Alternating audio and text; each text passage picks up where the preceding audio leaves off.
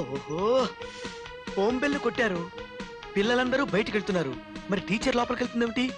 ఓహో, బహుశా extra class తీసుకుంటుందేమో. వచ్చే వరకు ఇక్కడే ఉండి బీటు కొడతా, నే బీటు కొడతా.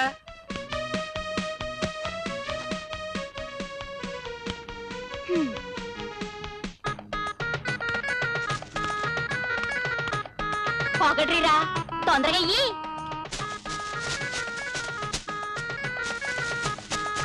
వెళ్ళి ఆ పక్కనంతా చల్లిపో.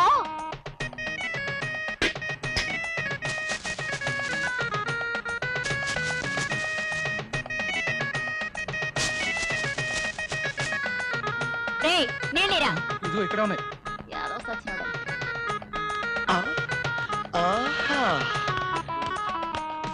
హలో హలో, మీ పేరేంటి? పాకీజా.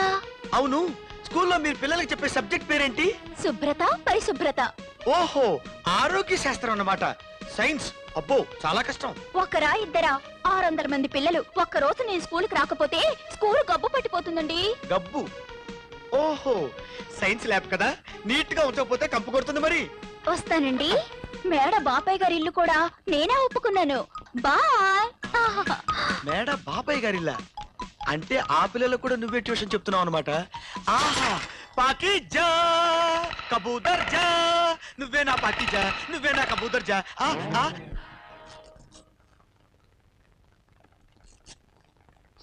అయ్యయ్యో, ఆడపిల్లల ఏమిట్రా పనులు? కొయ్యడం ఆడపిల్ల పనే, ఏడవడం ఆడపిల్ల పనే. నువ్వే పని చేసినా ఏడ్చినట్టే తగలబడుతుందిరా. నా నెత్తి మీద కిరీటం పెట్టినా నీకు అడుగుతున్న విధంలా కనిపిస్తాను. నమస్కారం మావయ్య గారు.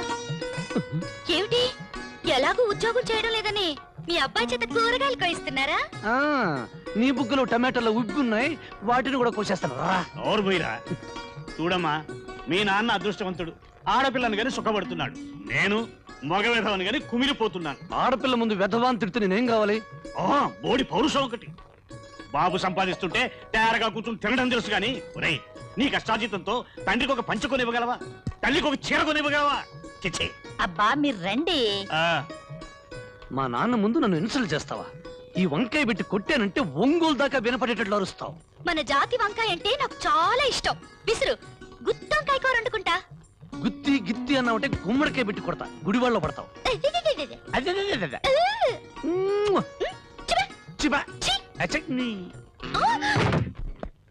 Good morning sir. నమస్కారం. నమస్కారం. భాషా గారి 10,000 ఇచ్చి ఆయన స్థలంలో కొట్టు కట్టుకున్నాను. రేపే ఓపెనింగ్ చేయాలి. భాషా గారు ఆయన పేరు పెట్టమంటున్నారు. నాకేమో మా అమ్మగారి పేరు పెట్టాలనుంది. నిరభ్యంతరంగా పెట్టుకోండి. అలా పెట్టుకుంటే భాషా గారు కాలేజీలో తీసేస్తాడండి. షటప్. ఒక పోలీసు వేండి నువ్వు అలా మాట్లాడడానికి సిగ్గులేదు? ఇలాంటి భాషలను చాలా మంది చూశాను. రేపు ఉదయం నేను అక్కడికి వస్తాను. నా ఎదురుగా మీరు మీ అమ్మగారి పేరుతో కొట్టి ఒప్పించేయండి.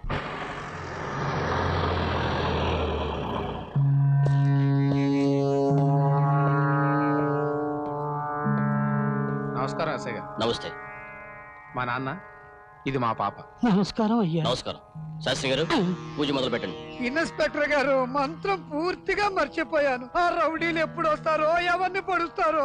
నీకేం భయం లేదు, పూజ మొదలు పెట్టు.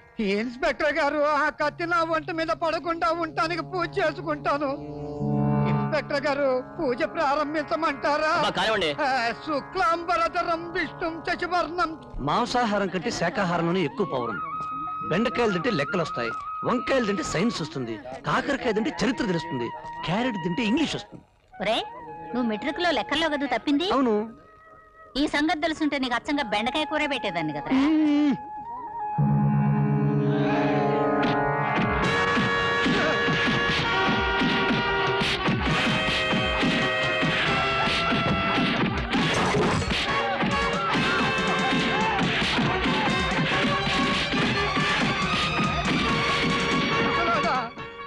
ఇంకా నువ్వు బతుకుండి ఏమి సాధిద్దామని చెప్పు.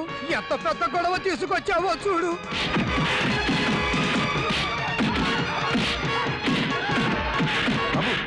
ఏమిటా తగదా? అది మామూలు తగదా కాదు నాయన, డ్రామా. వాళ్ళు భాషా మనుషులు, వాళ్ళలో వాళ్ళు కొట్టుకుంటున్నారంటే ఇంకా సేపట్లో ఎవరినో హత్య చేస్తారని అర్థం.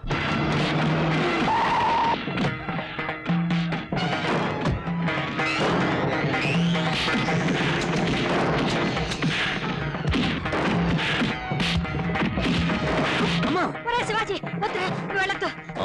పిచ్చి ప్రేమతో అమ్మ పేరే పెట్టుకోవాలనుకున్నా. అమ్మ దగ్గరికి వెళ్ళు.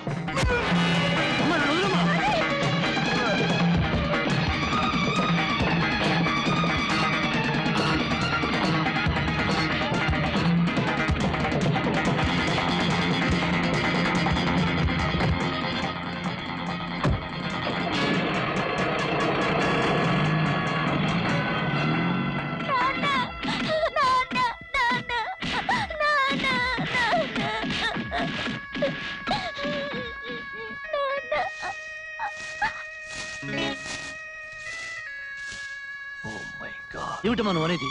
ఆ హోటల్ వాడిని పడవటం మన ఇద్దరం చూసా. మీరా వాడిని పడవడం నువ్వు నేనే కాదు, అక్కడున్న ప్రతివాడు చూశాడు. కానీ ఏ ఒక్కడు వాడిని ఎదిరించి ఆపలేదు. నువ్వు నన్ను ఆపకపోతే వాడి రక్తం కళ్ళ చూసుండేవాడిని. ఏమిటో నువ్వు చూసేది? అసలు వాడు ఎట్లా చేస్తే నీకెందుకు?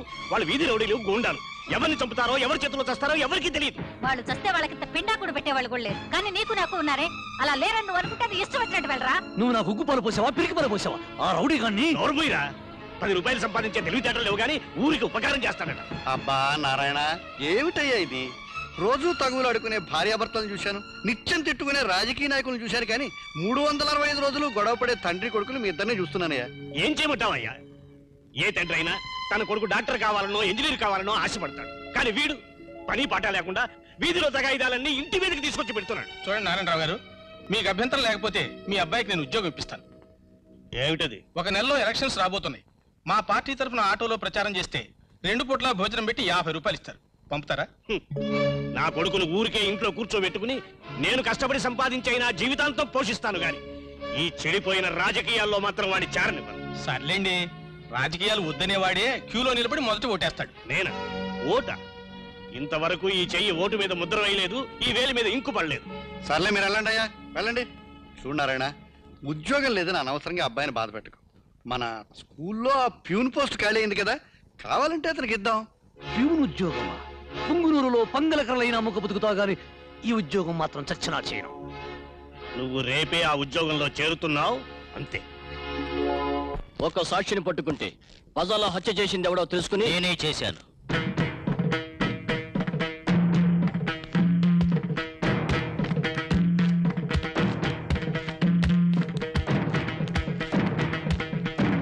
అలా అని కాగితం మీద రాసిస్తాను.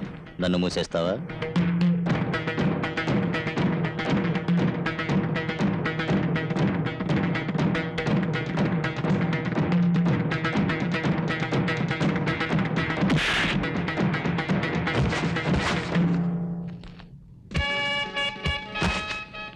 చూడు, ఇంకొకసారి ఈ కేసును తవ్వాలని చూస్తే స్టేషన్ బయట భాషా పోలీస్ స్టేషన్ అని పేరు పెట్టిస్తాను. అంతేకాదు, నీ పిస్టల్తో నిన్నే కాల్చి కానిస్టేబుల్ కాల్చాడని జనాన్ని నమ్మిస్తాను.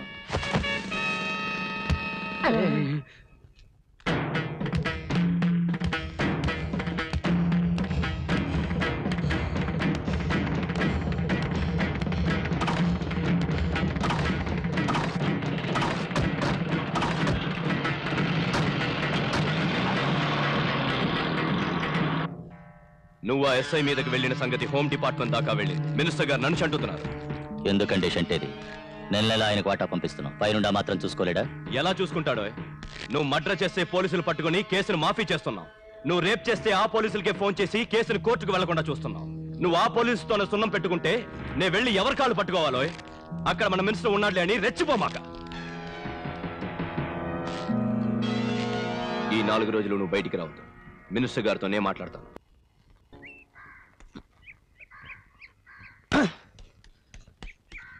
అల్లుడు గారు, బాధపడుతున్నావా? ఛీ, నీ గిల్లుడాపి నోరు మూసుకో చాలు. చదువుకొని ఆ ఎదురుట్లు ఎదురు పౌర మొగ్గులు తిని కూర్చోలే, అలాగే నన్ను అమ్మంటావా? చిన్నమామ, నేను ప్యూన్ ఉద్యోగం చేస్తున్నాను, అంతే.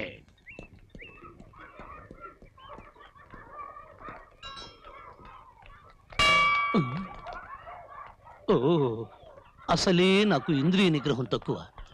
ఇన్ని చిలకల మధ్య బుద్ధిగా ఉండేటట్టు చూడు స్వామి.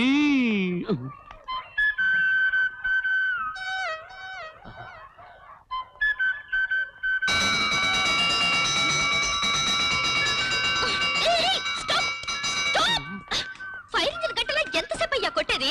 ఫస్ట్ బెల్ కొట్టడం కూడా రాదా? నేను ఇప్పుడు కొట్టింది ఏ బెల్లు? Final bell. అమ్మో, నాకు అప్పుడే వచ్చేసింది కొట్టడం. Final bell. ఏమిటి ఆనందం, ఒలింపిక్ మెడల్ సాధించినట్టు? Sorry madam. It's all right. తెలియనప్పుడు అడిగి తెలుసుకుని బెల్ కొట్టు. కొట్టడంలో తేడా రాదు, బెల్లు. కాకపోతే ఎంతసేపు కొట్టాలో తెలియక కొట్టాను, బెల్లు. ఇక నుంచి మీరు ఎంతసేపు కొట్టమంటే అంతసేపు కొడతాను, బెల్లు. ఏయ్, నాది నీలాగా బెల్ కొట్టే ఉద్యోగం అనుకున్నావా? I'm drill teacher. వెళ్ళి హెచ్ఎం గారిని అడిగి తెలుసుకో. ఓ, ఆ. ఓ.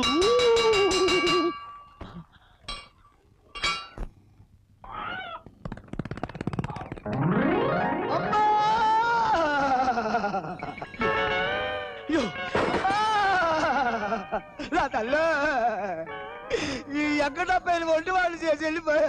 చూడు బాబు, తల్లి బిడ్డలు ఎడదీసినాడా? తల్లి బిడ్డలా? అవును. అప్పుల పాలైపోయిన నన్ను చూసి మా అమ్మ ఆత్మహత్య చేసుకుంది. ఆ తర్వాత గోడే పుట్టింది. రోజుకు ఆ గుడ్డు చప్పులు పెట్టి 4,000 రూపాయలు అప్పు తీర్చింది. ఇంకా 4,000 మిగిలిన్నాయి. 4,000? అవును. మర్యాదగా 4,000 కడతావా, లేకపోతే మా అమ్మ శవంతో పాటు నిన్ను కట్టమంటావా? రక్తం రాకుండా చంపేస్తా. రక్తం. వెంకటప్పయ్య, ఏమిటి గొడవ? నా పేరు నీకెలా తెలుసు? మీ అమ్మ చెప్పింది. మా అమ్మ ఎప్పుడు? రాత్రి. రాత్రా? అవును. కల్లోకొచ్చి రేపొద్దున్నే ఈ శరీరాన్ని వదిలి వెళ్ళిపోతున్నాను, సైకిల్ కింద పడి చచ్చిపోతున్నానని చెప్పింది. సరిగ్గా అలాగే చచ్చిపోయింది సార్. అబద్ధం. నా అప్పు తీర్చకుండా నా తల్లి చచ్చిపోదు. అప్పు తీర్చడానికే చచ్చిపోయిందయ్యా వెర్రి వెంకటప్పయ్య. అవును. పాడు కోడి జన్మలో ఎన్నాళ్ళని కొడుకు అప్పు తీర్చను, అందుకే పంది జన్మ ఎత్తుతాను అని చెప్పింది నీ అమ్మ. పందా? అవును. పందైతే ఒక్క కాన్పులో డజను పిల్లల్ని కంటాను, మొత్తం అప్పు ఒకేసారి తీరుస్తాను అని చెప్పింది నీ అమ్మ. అబద్ధం. నా తల్లి పందా కాదు. కాదే కాదు. నీ తల్లి కోడవగా లేనిది పందెవదా? పంది మొహోనాయాల పిచ్చి పిచ్చి వేషాలేసావంటే పళ్ళు రాలగొడతాను. ఏయ్! అరిస్తే చరుస్తా, చరిస్తే కరుస్తా, కరిస్తే నిన్ను కూడా సైకిల్ కిందేసి తొక్కేస్తా. చిన్నమామ, అల్లుడు గారు, పద కోడి పలావా చేసుకుని తిందాం. శివాజీ, ఏ శివాజీ! ఏంటేమిటి? నేనేమన్నా గేదెనే పందినే?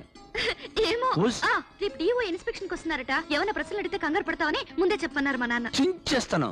దాని గురించి నువ్వేం ఆలోచించుకో.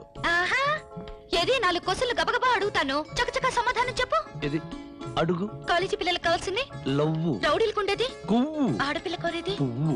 మగాడు కోరేది నవ్వు. గాలి కంటే వేగమైంది మనసు. అయిపోయిందని బాధపడేది వయస్సు. కాపాడుకోవాలని చూసేది సొగసు. కూరల్లో గొప్పది పులుసు. స్త్రీకుండేది అందం. వయసులో కాసేది పందెం. ప్రపంచంలో దిగ్గజంట మందే. అరిస్తే చరుస్తా, చరిస్తే కరుస్తా, కరిస్తే కౌగిలిస్తా. అబ్బని.